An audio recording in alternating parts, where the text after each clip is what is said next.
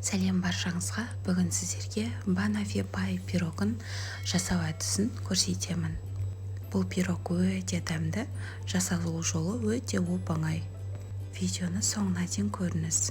Алдымен ыдысымызға бөлме температурасындағы сары майымызды саламыз және де ұнымызды қосып, жақсылап араластырып аламыз.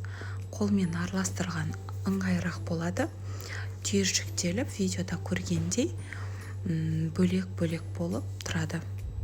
Содан кейін үстінен қантымызды қосамыз. Қантымызды және де қамыр қопсытқышымызды міндетті түрде қосуды ұмытып кетпеңіздер. Барлығын араластырған кейін видеода көрініп тұрғандай шашырап құм сияқты болып тұрады.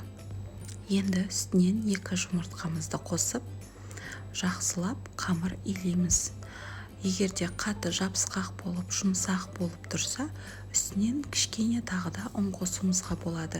Яғни қамырымыз жұмсақ болу қажет, бірақ қолға жабыспайтындай болуы қажет. Міне видеода көріп тұрғандай консистенцияда болуы қажет. Енді ыдысымызға осы қамырымызды салып, бір тегіс етіп, алдымен жан-жанына бортики жасап алып, кейін ортасын бір тегістеп жайып шығамыз да, үстінен вилкамен әр жерінен бір басып шығамыз.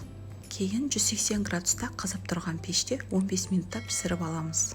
Енді кремімізді дайындау үшін 33% салқындатылған кілегейімізді алып, ыңғайлы тереңірек ыдысымызға құйып, үстінен қантымызды қосып, миксермен алдымен жай жылдамдықта, кейінірек жылдамдығын көбейте отырып, қоюланғанша миксерлеп шығамыз. Видеода көріп тұрғандарыңыздай миксерін алған кезде осылай қою екені көрінеді. Енді варенкамызды және де банандарымызды дәл осылай слайсы турап дайындап аламыз. Пеште пісіп шыққан пирогымызды суытып аламыз алдымен. Суыған соң үстіне дәл осылай варенкамызды бір тегіс етіп, бір банканы түгелдей жағып шығамыз да, үстінен бананымызды қойып шығамыз. Негізінде бананды көбірек етіп, барлық жеріне қойып шығуға болады. Менде барымен жасадым.